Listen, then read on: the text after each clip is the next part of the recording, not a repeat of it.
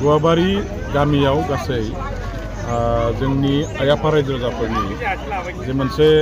खौसे बिथांमोनहा दाबि दैखांबोबाय थादोंमोन बेवहाय अंगनबादि सेन्टार हिसाबै बिथांमोनहा जिहेतु गैया आरो बेयाव अंगनबादि मडेल सेन्टार लुनायनि थाखाय जेखिनि आसाम गभर्नमेन्टनि स्किम दङ जोंनि गामियावबो बे गंसे अंगनबादि मडेल सेन्टारखौ लुनांगौ होननानै बिथांमोनहा जिहेतु आंखौ बुंबोबाय थादोंमोन आरो बे खारनावनो गुवाबारि गामियाव थानाय माने 60 नं अंगनबादि सेन्टारखौ आङो आसाम गभर्नमेन्टनिफ्राय मडेल अंगनबादि सेन्टारनि जे मोनसे स्किम दङ बेखौ लाबोनानै बिथांमोननो होनाय जादों आरो बेखौनो दिनैहाय जोंनि जायफोर बिथांमोनहा लुनायनि थाखाय बिबान मोनदोंमोन बे बिथांमोनहा खुब साबना हामना रोखोमै सरकारनि लुनायनि माखासे जे मोनसे निर्देश दङ बिथोन दङ बेखौ पालन खालामनानै दिनै लुखांबाय आरो दिनै इलेक्शननि सिगां आसाम गभर्नमेन्टआ गोबांथार बेबायदि माखासे आसनिफोरखौ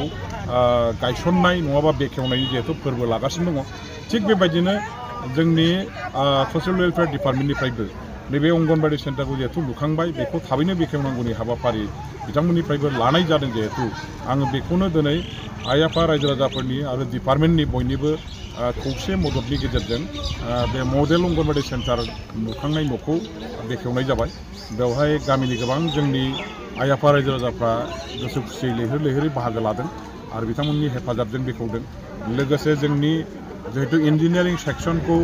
दतमा डेभेलपमेन्ट ब्लक बिथांमोनहा जिहेतु नायदों आरो बिथांमोननि हेफाजाबावनो लुनाय जादों दा बे खारनाव जोंनि दतमा डेभेलपमेन्ट ब्लकनि बिडिअ मेडाम बिथाङाबो दंमोन आरो दतमा ICDS प्रजेक्टनि CDPO आरो बे ओनसोलनि सुपारभाइजार बिथांमोनहाबो दङमोन जों जयैनो गासैबो रायजो राजा सरकारि अफिसार बिफानारि जायफोर गभर्नमेन्ट कर्मचारिफोर दं आरो स्कुलनि गाहाय फोरोंगिरिफोर गासैखौबो लाजोबनानै दिनै बे मडेल अंगनबादि सेन्टारखौ जोङो बेखेवनाय जाबाय आं सानो बे सेन्टाराव दिनैनिफ्राय जोंनि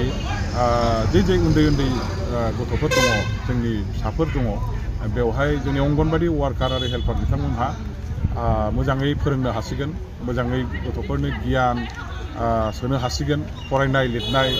गावनि मेलेमखौ गोख्रों गुवार आरो गोग्गोम खालामनायनि थाखाय जिखिनि माखासे खायदा कौशल दं बेखौ फोरोंनो हागोन आरो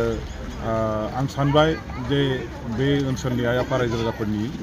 दिनै आंनि सिगाङाव जेखिनि दाबि दावा दंमोन बेयो दिनैहाय पुरन जाबाय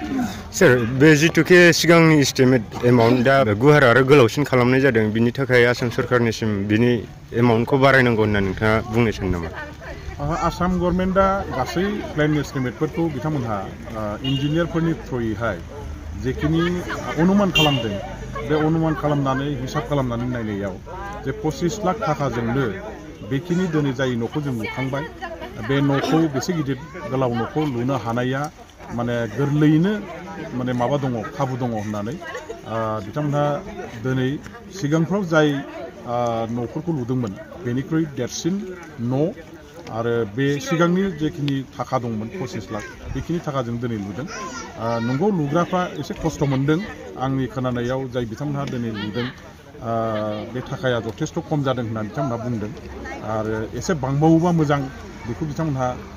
जोंनि सिगाङावहाय अजरा फथि होदों निस्सय लासै लासै जोङो आसाम गभर्नमेन्टनि खाथियाव बेफोर बाथ्राखौ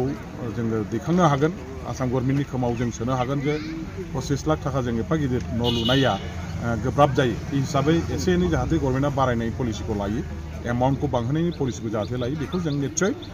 समाव आसाम गभर्नमेन्टनि दृष्टिगोचर खालामगोन बिथांमोनजों जों सावरायनायनि बेबस्थाखौ